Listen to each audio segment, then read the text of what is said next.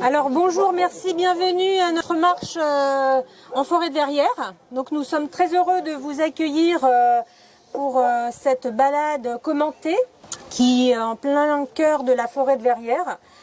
Un lieu emblématique de nature et de biodiversité situé à 15 km de Paris.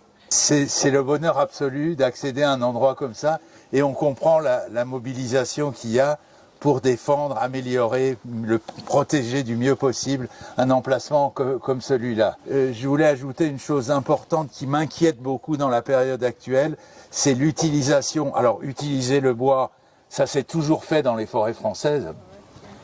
Les hommes ont toujours prélevé du bois. Moi j'ajoute à ça un mot qui va être tout simple, raison ou raisonnable, comme vous voulez. C'est-à-dire que si on exploite un endroit, je ne sais pas ce qui est exploité ou pas ici, on va prendre un arbre ici, un arbre là, mais plus jamais on rase tout et on attend que ça repousse. Ça, nous, on va s'y opposer, on va dire, ça n'est pas l'avenir. Je me mets à la place de Rouge-Gorge, de Citel ou de Troglodyte ou de Mésange, qui débarquent à un endroit qu'ils fréquentaient la veille et qui était l'endroit qu'ils habitaient, et puis ils trouvent tout rasé. Ça peut plus être l'avenir de travailler de cette façon-là. Dans des belles forêts à travers la France, il ne faut pas aller prélever du bois pour le bois énergie, pour finir dans des chaudières.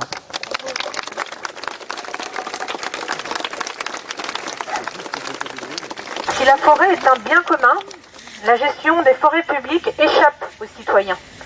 Peu de débats publics, manque de concertation indépendante, plan d'aménagement publié jusqu'à 3 ans de retard et plus. Pendant ce temps, les coupes de bois continuent dans une grande opacité. L'ONF a pour mission principale de produire du bois. Il applique la politique forestière définie par le gouvernement.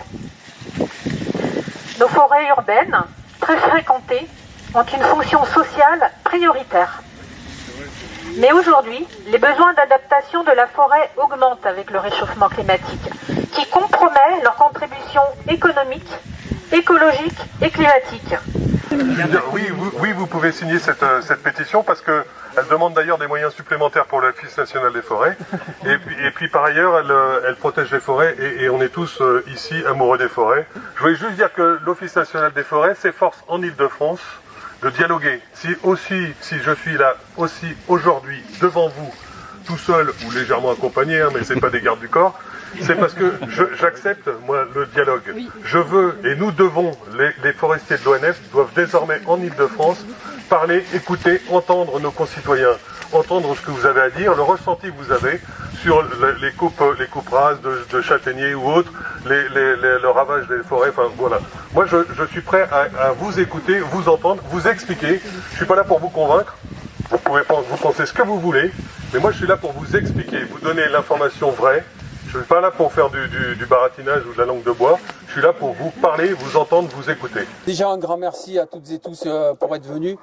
Je pense qu'on a de plus en plus besoin de voir des personnes qui se mobilisent concernant tout ce qui est les problématiques environnementales.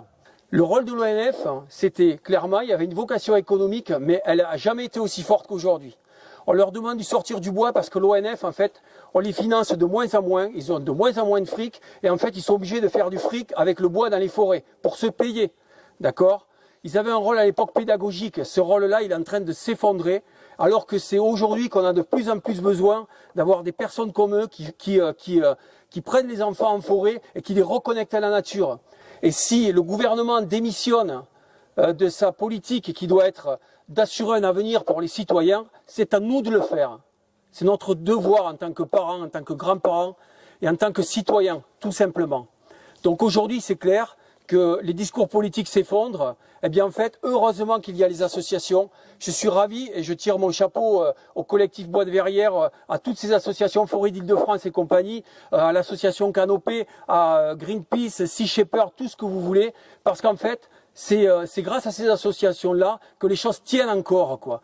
Et si ces personnes n'étaient pas là, pour la grande majorité qui sont en plus des bénévoles, eh bien, je ne sais pas dans quel état serait cette pauvre nature, quoi. Mais voilà, je vous alerte aussi sur le fait que le GNSA, en fait, on est les premières associations à avoir soulevé le fait que aujourd'hui, on a un vrai problème de photovoltaïque en forêt. On a 150 000 hectares fourchette basse. D'accord, on ne sait même pas combien ça va être plus, mais ça c'est la vraie fourchette basse. Il y en aura peut-être davantage. 150 000 hectares de forêt françaises qui vont être rasés pour mettre des panneaux photovoltaïques pour faire de l'électricité, quoi. Mais si vous rentrez chez vous et que vous vous dites que ce qu'on a entendu des amis du Bois de Verrières, Thomas Mray qui a parlé, Georges Fetterman, c'était super, hein, on s'est régalé. Ça sert à rien en fait. Et j'aurais fait 800 bornes personnellement pour rien, quoi. L'idée c'est que vous avez des assos, vous choisissez laquelle, il y a le GNSA, il y a les Amis du Bois de Verrières, vous intégrez direct les assos là.